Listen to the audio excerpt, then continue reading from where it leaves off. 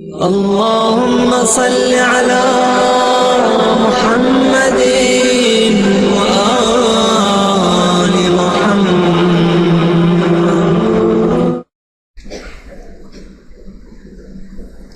ایک چیز آج کل اور بہت پھیلائی جا رہی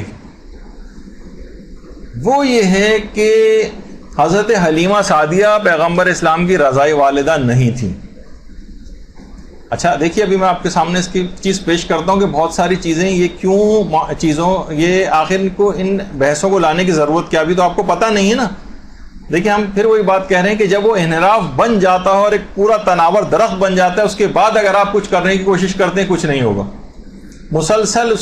یہ چیزیں جو ہے نا فروغ پا رہی ہیں، اور آپ کو پتہ ہے کہ آج کل زیادہ تر ساری جنگیں سوشل میڈیا پہ لڑی جا رہی ہیں، سارے افکار سوشل میڈیا کے اوپر پھیلائے جا رہے ہیں، اور انٹیلیکچوئل حضرات، پڑھے لکھے افراد جو کمپیوٹر کے اوپر بیٹھتے ہیں، ان کے دماغوں کو مسموم کرنے کے لیے، زہر آلود بنانے کے لیے چیزیں ڈالی جاتی ہیں۔ تو حضرت حلیمہ سعدیہ سلام اللہ علیہا، درود بھیجیے محمد وعلی محمد صلی اللہ علیہ وسلم۔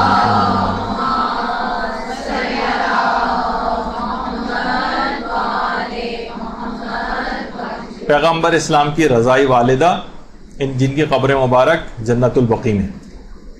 مومنین سب وہاں پر جاتے ہیں، اور مکے ہی میں یا اس جگہ کے اوپر کہ جہاں پر حضرت حلیمہ رہا کرتی تھی، ایک منسوب مقام بھی ہے کہ جہاں کے متعلق یہ بات کہی جاتی، ظاہر ہے کہ وہ اب تو اتنی ثابت شدہ نہیں ہے، کہ یہاں پر حضرت حلیمہ رہا کرتی تھی۔ تو معاذ اللہ اب ان کی ایمان کو مشکوک بنانے کے لیے بہت ساری باتیں کہی جا رہی ہیں، اور کچھ افراد تو معاذ اللہ ثم معاذ اللہ نقل کفر نہ باشد، وہ کہتے ہیں کہ ان کا ایمان بھی مشکوک تھا یا وہ کافرہ تھی۔ تو یہ کیسے ممکن ہے کہ پیغمبر نے ان کا دودھ پیا ہو؟ اور بعض شاعر نما ذاکر یا ذاکر نما شاعر اس قسم کی باتیں مجلسوں میں پڑھنا شروع ہو گئے۔ دیکھیے باطل کی ہمیشہ سے ایک اور بات دماغ میں رکھی، باطل کی ہمیشہ سے ایک حکمت عملی ہے جسے کہا جاتا ہے مقدسات کی توہین، مقدسات کی توہین کرنا۔ اب آپ دیکھیں کتنے مظالم ہو گئے تھے کربلا میں، لیکن لاشوں کی پائمالی کیوں کروائی گئی؟ سروں کو کاٹ کر شہداء کے نیزوں پر کیوں بلند کیے گئے؟ خواتین عصمت و طہارت کو سروں سے چادریں چھین کر بازاروں میں کیوں گھمایا گیا؟ اسی طرح سے قبروں کی توہین وہ لوگ کیوں کرتے تھے؟ حضرت زہرا سلام اللہ علیہا کی قبر مبارک کو مخفی کیوں کیا گیا؟ اور ان کے قبر کو کھود کر جسم نکالنے کی اور اس پر نماز پڑھنے کی دھمکی کیوں دی گئی؟ اسی طرح سے مولا کی اپنی قبر جو ہے وہ مخفی کتنے عرصے تک مخفی رہی اور اس کے بعد پھر ظاہر ہوئی۔ تو ہمیشہ سے دیکھیے ظالم بادشاہ ان قبروں کو کھدواتے بھی رہے ہیں۔ امام حسین علیہ السلام کی قبر مبارک پر تو حل چلوائے گئے، نہروں کا جو پانی کا رخ وہاں پر موڑا گیا، اور جس اعتبار سے آل سعود نے جو جنت البقیع وغیرہ کو مسمار کروایا، مقدسات کی توہین۔ اور موجودہ زمانے میں جو ناصبی حضرات ہیں اور دشمنان اہل بیت یہی کام شام اور مختلف علاقوں کے اندر انجام دے رہے ہیں کہ مزارات کو جو مقدسات ہیں ان کو منہدم کر رہے ہیں، مساجد کو منہدم کر رہے ہیں، امام بارگاہوں کو دھماکوں سے اڑا رہے ہیں۔ حجر ابن عدی کی قبر وغیرہ کا جو آپ نے کچھ عرصے پہلے دیکھا، ان کی بے حرمتی کی قبر مبارک کی، ان کی حضرت جعفر طیار کے مزار کو جو نقصان پہنچایا، حضرت زینب سلام اللہ علیہ کے مزار کے اوپر جو ہے وہ اکثر و بیشتر بمباری کرتے رہتے ہیں۔ حضرت رقیہ کا تو کتنے عرصے کے بعد اس کو جس حالت کے اندر ان کے روضے کو حضرت سکینہ کے، حضرت رقیہ کے جو اتنا نقصان پہنچایا، اور اب وہاں سے شامی فوجوں نے اس کو آزاد کرایا ہے۔ تو یہ تو ایک طرح سے فزیکل طور پر جو حملے کرتے تھے، یہ بھی مقدسات کی توہین فزیکلی کرتے تھے۔ دوسرا طریقہ ہے مقدسات کی توہین کا، وہ ہے علمی اور تحریری طور پر توہین کرنا۔ مثلا ہم کب سے حضرت ابو طالب علیہ الصلوۃ والسلام کے ایمان کو ثابت کرتے آ رہے ہیں صلی اللہ علیہ وسلم۔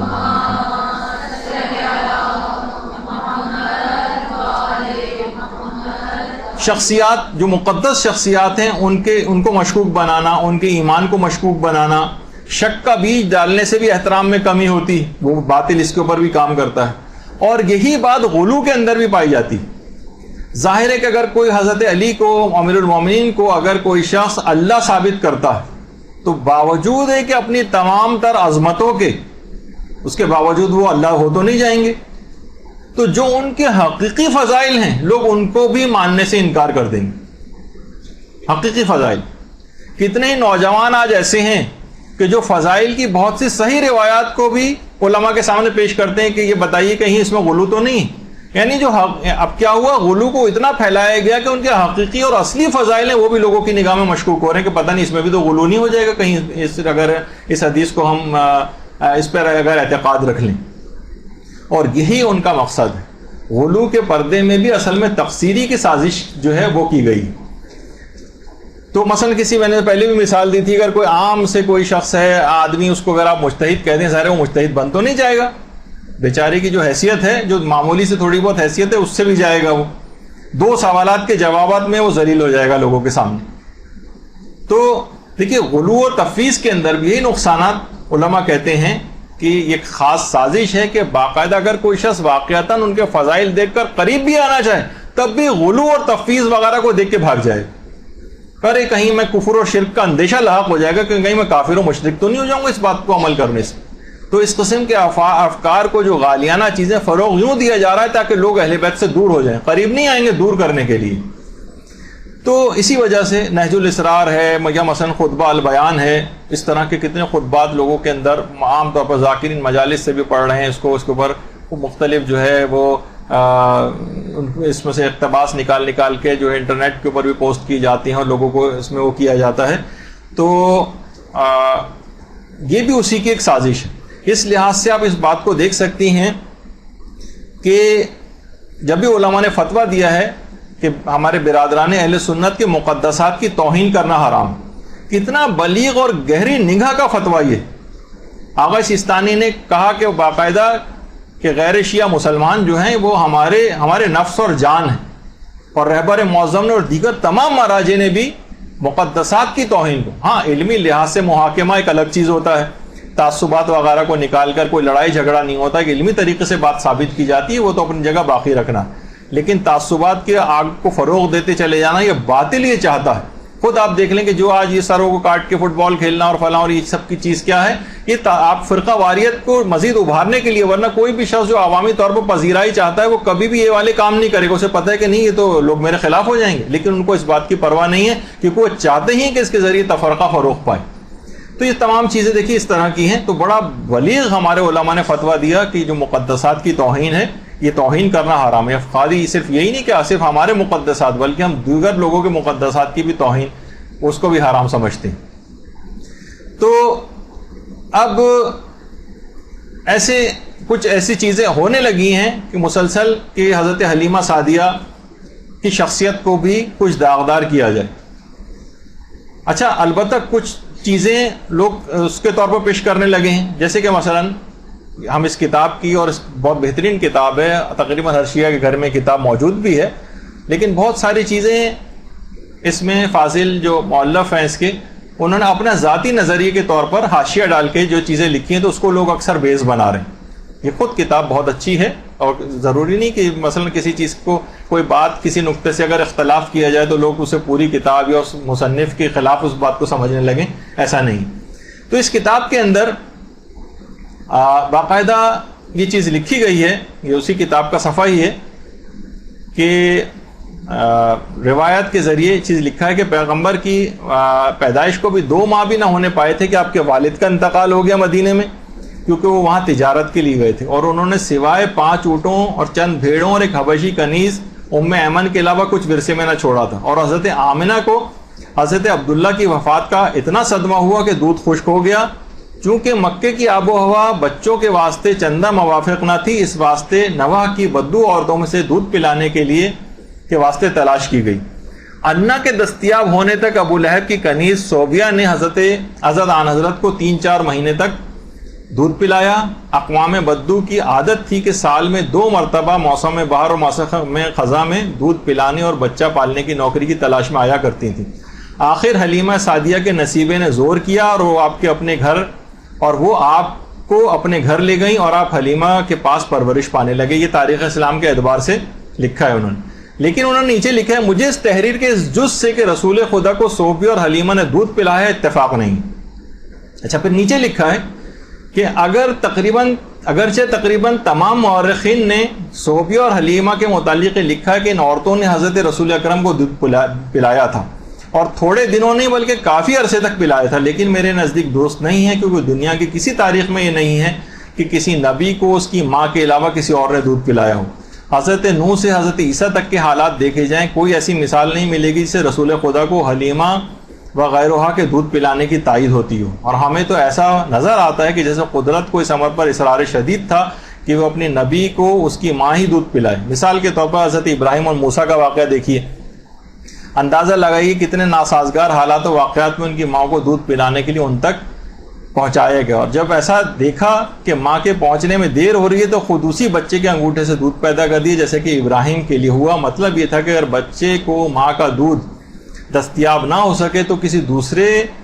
طریقے سے شکم سیری ہو جائے۔ ان حالات میں میری سمجھ میں نہیں آتا کہ انبیاء ما سبق کے طریقے سے ہٹ کر رسول اکرم کو ماں کے علاوہ کسی دوسرے کے دودھ پلانے کو کیوں کر تسلیم کیا جائے، خصوصاً ایسی صورت میں جب یہ بات تسلیم شدہ ہو کہ دودھ سے جو گوشت پیدا ہوتا ہے وہ نسب کے گوشت و پوست کی مانند ہوتا ہے، اور دودھ پلانے سے وہ رشتہ ناجائز ہو جاتا ہے جو نسب سے ناجائز ہوتا ہے۔ اور پھر ایسی صورت میں جبکہ ماں موجود تھیں اور عہد رضاعت کے بعد تک زندہ رہیں، تو میں یہ سمجھتا ہوں کہ آن حضرت کو جناب آمنہ نے دودھ پلایا تھا، اور حضرت صوبیہ اور حلیمہ نے ان کی پرورش و پرداخت کی تھی۔ میرے اس نظریے کو اس سے اور تقویت پہنچتی کہ خدا نے حضرت موسیٰ کے لیے ارشاد فرمایا کہ ہم نے دودھ پلائے جانے کے سوال سے پہلے ہی تمام دائیوں کے دودھ کو موسیٰ کے لیے حرام کر دیا تھا۔ یہ کیسے ممکن ہے کہ خدا حضرت موسیٰ کو ماں کے علاوہ کسی کا بھی دودھ پینے سے بچانے کا اتنا اہتمام کرے، اور فخر موسیٰ حضرت محمد مصطفیٰ صلی اللہ علیہ وآلہ وسلم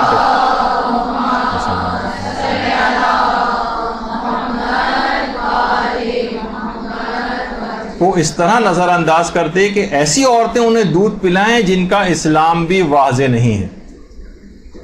یہ بات بہرحال ان کا ایک اپنا نظریہ جو کہ ابھی ہم آگے چل کر مجتہدین وغیرہ کے اس سے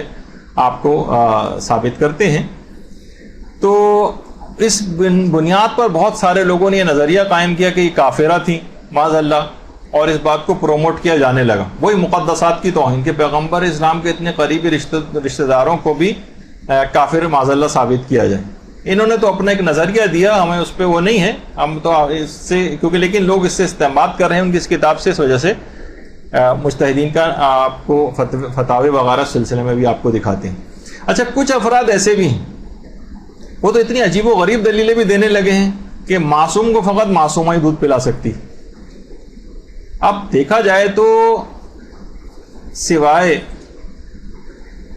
امام حسن اور امام حسین علیہ السلام کے کسی کی بھی ماں بھی معصومہ نہیں تھی، حتیٰ کہ پیغمبر اسلام کی اپنی والدہ گرامی اپنی تمام تر عظمتوں کے باوجود معصومہ نہیں تھی۔ تو یہ تو خیر ایک ایسی بات ہے جو کہ زور خطابت وغیرہ کے اندر کی جاتی ہے۔ تو پھر یہ آخر پیغمبر کی اپنی والدہ کے ہوتے ہوئے کیوں دائی کے سپرد کیا گیا اور حضرت حلیمہ سعدیہ کی؟ اس کی جو وجہ ہے وہ آغا ابراہیم آیتی نے تاریخ پیغمبر اسلام کے اندر نقل کی۔ وہ یہ فرماتے ہیں کہ اس کی وجہ یہ ہے کہ مادر گرامی پیغمبر کی کم شیرگی اس بات کا سبب بنی تھی۔ وہاں کے ماحول اور معاشرے کے اعتبار سے جو وہاں کا موسم ہے کہ وہاں پر ان کا دودھ کم ہو گیا تھا پیغمبر کی والدہ کا، تو اس وجہ سے اس بات کا سبب بنی یہ بات کہ پیغمبر کو ایک رضائی ماں کے سپرد کیا جائے۔ تو یہ اہتمام ہوا۔ اچھا، اب اس کے اندر جو بھی آپ نے پچھلے دلائل سنے ان کے، اس کے اندر یہ تھا کہ حضرت موسیٰ پر دودھ کو حرام قرار دے دیا گیا تھا، اور قرآن کی ایک آیت کا حوالہ بھی اس کے اندر دیا، وہ یہ ہے وَحَرَّمْنَا عَلَيْهِ الْمَرَاضِعَ مِنْ قَبْلُ فَقَالَتْ هَلْ أَدُلُّكُمْ عَلَىٰ أَهْلِ بَيْتٍ يَكْفُلُونَهُ لَكُمْ وَهُمْ لَهُ نَاصِحُونَ۔ ہم نے پہلے ہی موسیٰ پر دائیوں کا دودھ حرام کر دیا تھا۔ اچھا، یہاں پر علماء فرماتے ہیں کہ یہ حرام قرار دینا یہ حرمت تشریعی نہیں تھی بلکہ حرمت تکوینی تھی۔ ایک ہوتی ہے حرمت تشریعی، یعنی شریعت کے لحاظ سے، جس طرح آپ کہ مثلا شراب پینا حرام ہے، حرمت تشریعی ہے یعنی شریعت کے اندر حرام ہے، اور ایک ہوتی ہے حرمت تکوینی، کسی خاص وجہ سے اس بات کا اہتمام کیا گیا کہ موسیٰ اپنی ماں کے علاوہ کسی عورت کا دودھ نہ پئیں، اس کو حرمت تکوینی کے عنوان سے۔ تو علماء نے جب جہاں اس کی تفاسیر لکھی ہیں وہاں آپ صرف عربی کے ایک لفظ کو نہیں پکڑ لیں گے کہ ہم نے دائیوں کا دودھ حرام کر دیا تھا، حضرت موسیٰ بھی پیدا ہوئے تھے، ابھی نابالغ تھے، ابھی ان کے اوپر جو ہے اس لحاظ سے شریعت کے احکام کے لحاظ سے یہ پروردگار کہہ بھی نہیں سکتا تھا کہ ان پر دودھ شرعاً حرام قرار دے دیا تھا ہم نے، یہ نہیں تھا، بلکہ تکوینی طور پر حرام، اور اس کی ایک وجہ تھی۔ اچھا وہ وجہ کیا تھی؟ وجہ خود قرآن نے بتائی کہ پیدائش کے بعد یہ خوف تھا کہ موسیٰ قتل نہ کر دیے جائیں، کیونکہ ہر بچے کو فرعون قتل کر رہا تھا، تو خدا نے حکم دیا کہ تم بچے کو دودھ پلاؤ، مثلا یہ قرآن کی آیت بھی ہے، اور ہم نے موسیٰ کی والدہ کے دل میں یہ بات ڈالی کہ تم انہیں دودھ پلاتی رہو، پھر جب تمہیں ان پر قتل کیے جانے کا اندیشہ ہو جائے تو انہیں دریا میں ڈال دینا،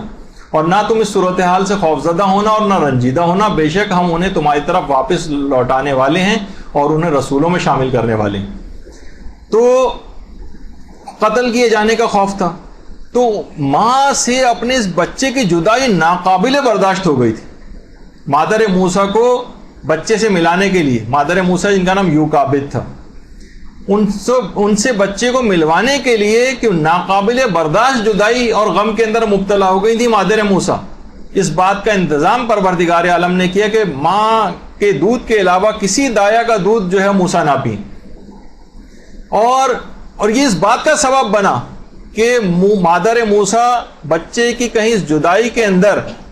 اس راز کو فاش نہ کر دیں جو پروردگار ابھی اس کو راز رکھنا چاہ رہا ہے، اور یہ قرآن کی آیت میں بھی آیا، اور موسیٰ کی والدہ کا دل صبر سے خالی ہو گیا۔ قریب تھا کہ وہ اپنی بے قراری کے باعث اس راز کو ظاہر کر دیتی ہیں اگر ہم ان کے دل پر صبر و سکون کی قوت نہ اتارتے، یعنی ان کی اس وجہ سے دائیوں کا دودھ حرام قرار دیا، یعنی اس وجہ سے حضرت موسیٰ نے کسی دایا کا دودھ نہیں پیا کہ پروردگار نے ایسا اہتمام کیا کہ کسی طریقے سے مادر موسیٰ واپس موسیٰ کے پاس چلی جائیں دودھ پلانے کے لیے، تاکہ ان کا جو غم سے صبر کا دامن ہاتھ سے چھوڑ بیٹھی، اپنی اس بے قراری کی وجہ سے اس راز کو نہ ظاہر کر دیں۔ یہ اس وجہ سے نہیں کہ پیغمبر کے لیے ماں کے علاوہ کسی اور کا دودھ پینا حرام تھا، اس وجہ سے موسیٰ کے لیے الگ سے انتظام کیا گیا، نہیں، یہ اس وجہ سے تھا کہ مادر موسیٰ کی حالت ایسی ہو چکی تھی، خود قرآن کی آیات کے اندر آگے چل کر ہے کہ وہ اس راز کو ظاہر کر دیتی جو پروردگار ابھی ظاہر نہیں کرنا چاہ رہا تھا۔ یہ احتمال پیدا ہو گیا، تو پروردگار عالم نے اس طرح سے حکمت عملی بنائی، اور پھر اگلی آیات میں کہ پھر ہم نے تم کو تمہاری والدہ کی طرف پرورش کے بہانے واپس لوٹا دیا تاکہ ان کی آنکھوں میں بھی ٹھنڈک ہوتی رہے اور وہ رنجیدہ بھی نہ ہو۔ تو آپ نے دیکھا کہ پورا واقعہ اصل میں یہ تھا کہ یہ موسیٰ کو ان کی والدہ کی جدائی کے غم کی وجہ سے وہاں تک پلٹایا گیا، نہ یہ دودھ پلانے کا اس وجہ سے مسئلہ نہیں تھا کہ ان کے اوپر ماں کے علاوہ کسی اور کا دودھ پینا جو ہے وہ کہ نبی کسی اور کا دودھ نہیں پی سکتا اپنی ماں کے علاوہ، اس وجہ سے اس بات کو ایک بیس بنا کے جو ہے وہ اچھالا جائے۔ اچھا، اب یہاں پر علماء تاریخ نے دو احتمالات ذکر کیے کہ کیا موسیٰ دودھ پلا کر واپس چلی جاتی تھیں،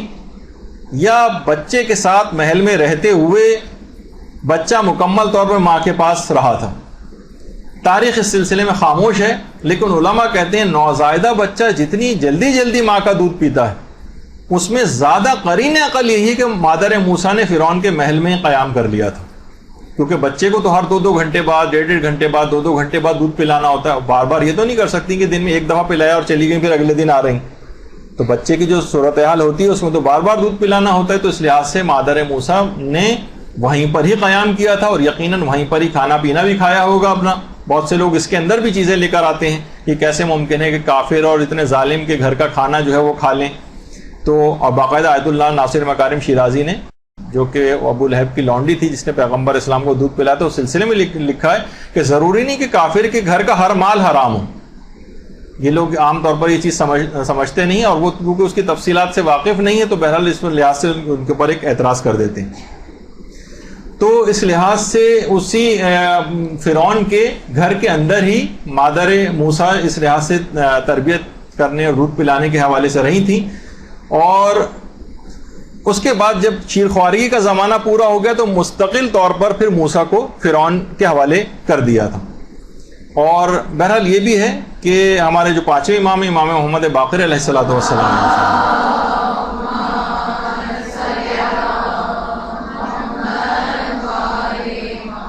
کہ دریا میں ڈالے جانے کے واقعے کے بعد سے لے کر، یعنی مادر موسیٰ کے موسیٰ سے جدائی فقط 3 دن کی تھی، 3 دن کے اندر مادر موسیٰ کے پاس پہنچ گئی تھی، اور اس کے بعد جوانی تک جوانی تک موسیٰ فرعون کے محل میں رہے، اور باقاعدہ قرآن کے اندر موسیٰ یہ فرعون کا قول بھی نقل کیا گیا. ابھی تو پہلے کہ بس ہم نے یہ تو پروردگار عالم کہہ رہے، بس ہم نے موسیٰ کو ان کی والدہ کے پاس لوٹا دیے، جو ابھی آپ نے سنا. پھر فرعون نے یہ بات کہی تھی کہ کیا ہم نے تمہیں اپنے یہاں بچپن کی حالت میں نہیں پالا تھا، اور تم نے اپنے عمر کے کتنے ہی سال ہمارے اندر بسر کیے تھے اس کے محل میں. یعنی فرعون کے محل میں کتنے ہی سال حضرت موسیٰ نے گزارے، کتنے ہی سال.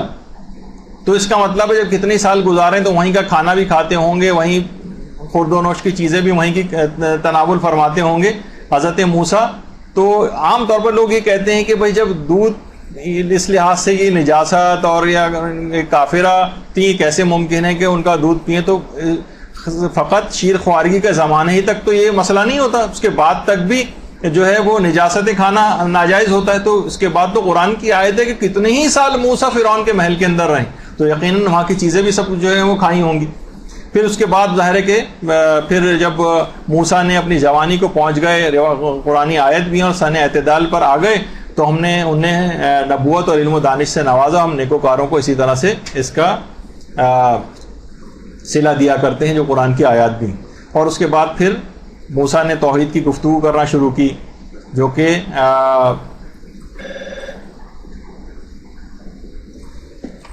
جی اس کے بعد پھر موسیٰ نے اس انداز سے توحید کی گفتگو کرنا شروع کی، جو بہرحال فرعون نے پھر اس کے بعد وہ جو واقعات ہیں قتل کا ان کا ارادہ کر لیا، اور موسیٰ بھاگ گئے وہاں سے چھوڑ کے محل کو، پھر شہر میں آ گئے، پھر وہ قبطی کو انہوں نے قتل کر دیا، وہ جو پورا آپ قرآن کے اندر پڑھتی ہیں. تو بہرحال نجم الحسن کراروی صاحب کی اس جو انہوں نے اپنا ایک اختلافی نوٹ اس سلسلے میں لکھا ہے، اس نظریے کسی بھی عالم نے، کسی مجتہد نے، کسی مورخ نے، کسی مفسر نے اس نظریے کی تائید نہیں کی ہے. اور یہ مسئلہ فقط 2-2.5 سال کی رضاعت تک نہیں تھا، یعنی کہ ماں کے دودھ کو تو چلے 2 سال تک صرف پلانے کا اس لحاظ سے حکم ہے، لیکن اس کے بعد جوانی تک بھی موسیٰ فرعون کے محل میں رہے ہیں. اور اسی طریقے سے پیغمبر اسلام، جو عام طور پر دیکھیے پیغمبر کا نفس جو ہوتا ہے اور پیغمبر اسلام کا جو نفس تھا، یہ اتنا قوی نفس تھا کہ اس بات سے بہت بالا ہے کہ کسی عورت کے دودھ سے متاثر ہو جائے. کہ اس کو پڑھ کے لوگوں نے یہ بھی لکھا ہے کہ اس کے اثرات آنے لگتے ہیں، جیسے ابھی آپ نے ان کے دلائل میں سنا تھا کہ اسی سے گوشت پوشت نمو پاتا ہے، اس کے اثرات منتقل ہوتے ہیں. تو پیغمبر کا انتہائی قوی نفس، خاتم الانبیاء کا، وہ کیسے کسی عورت کے دودھ پلانے سے متاثر ہو سکتا ہے، بالفرض اگر ہم اس کو ان کی اس بات کو مان بھی لیں. اور پیغمبر نے اس کے بعد کیا بازاروں سے پیغمبر اشیاء خورد و نوش ان کافروں سے نہیں خریدتے تھے، ان کو استعمال نہیں کرتے تھے پیغمبر، اس سے بھی کوئی متاثر نہیں ہوتے تھے. تو بہرحال اب دیکھیے اس میں آغا سیستانی سے بھی ایک استفتاء اس سلسلے میں کیا تھا ہم نے، اور اس میں سوال یہی پوچھا تھا کہ بعض اہل علم نے لکھا ہے کہ حلیمہ سعدیہ رسول اللہ کی رضائی والدہ تھیں، رضائی والدہ نہیں تھیں، اور یہ واقعات جھوٹ ہیں، تو کیا یہ بات صحیح ہے؟ تو وہاں سے ان کا یہ جواب آیا کہ حلیمہ سعدیہ رسول اللہ کی رضائی والدہ تھیں. آپ کی والدہ حضرت آمنہ بنت وہب کا دودھ کم ہو گیا تھا، اس لیے آپ کو حلیمہ سعدیہ کے سپرد کیا گیا تھا. اور اس زمانے میں اشراف و بزرگان عرب میں یہ رسم عام تھی کہ اولاد کو دایا کے سپرد کرتے تھے. یہ آیت اللہ سیستانی کا ہمیں جواب ملا، جو کہ فارسی میں موجود بھی ہے ہمارے پاس، اس کا بھی آپ نے ترجمہ دیکھا. اسی طرح سے آیت اللہ صادق شیرازی نے بھی باقاعدہ علامہ مجلسی سفینۃ البحار کے حوالے سے بات تحریر فرمائی ہے کہ حضرت حلیمہ سعدیہ وہ مومنہ اور موحدہ تھیں اور دین ابراہیمی پر تھیں، اور ہرگز طریقہ جاہلیت پر نہ تھیں. اور پھر مرزا حسین نوری وغیرہ کا حوالہ بھی انہوں نے دیا. تو ان جو مجتہدین کا جو نظریہ ہے وہ بھی اس بات کے بالکل خلاف ہے، اور یہ ان کے فتوے کا جو ہے وہ متن ہے. تو دیکھیے تمام مسلمان جب وہاں جنت البقیع جاتے ہیں تو حضرت حلیمہ سعدیہ کی قبر پہ بھی جاتے ہیں، اور ان کی باقاعدہ ایک زیارت بھی جا کر پڑھتے ہیں کہ السلام علیک یا ام رسول اللہ، السلام علیک یا مرضعۃ رسول اللہ، اے رسول اللہ کی والدہ آپ پر ہمارا سلام ہو، اور اے رسول اللہ کو دودھ پلانے والی آپ پر ہمارا سلام. تو تمام مسلمان جنت البقیع جا کر باقاعدہ طور پر یہ بات کہتے ہیں. لیکن یہ کہ بہرحال اس کے خلاف ہم نے دیکھا کہ بہت تیز رفتاری کے ساتھ اس پہ ڈسکشنز شروع ہو گئے ہیں, بہت زیادہ اس کے خلاف باتیں شروع ہو گئی ہیں, اور مقدسات کی توہین کے حوالے سے ان چیزوں کو رائج کیا جا رہا ہے کہ جو مقدس ہستیاں ہیں ان کے اوپر علمی حملے کیے جائیں, ان کے ایمان کو مشکوک بنایا جائے تاکہ اس کے بعد کے مرحلے ان کے لیے آسان ہو جائیں. کچھ عرصے یہ کام کریں گے, اب نوجوان کتنے ہیں جو کہ اس کے اوپر بحثیں کر رہے ہیں اور باقاعدہ وہ بھی اس نظریے کو ماننے لگے ہیں اور معاذ اللہ صراحتاً کہنے لگے ہیں کہ ان کا اسلام ثابت نہیں ہے اور وہ اسلام کے اوپر ان کا انتقال نہیں ہوا. ایک لحاظ سے جسے کہا جائے معاذ اللہ کہ وہ کافرہ تھیں. اس قسم کے نظریات کا اظہار کرنا تو پہلے اسے کہ نوجوان آپ کے گھروں کے اندر بھی آئیں گے, آپ کے بھائی بہن شوہر ان نظریات کے حامل ہو کر,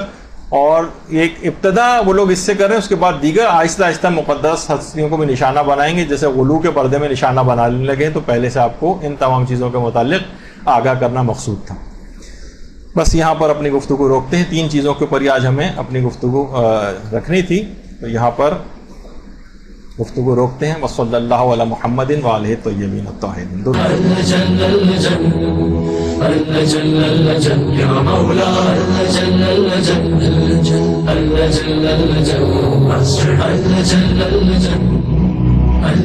يا صاحب السماء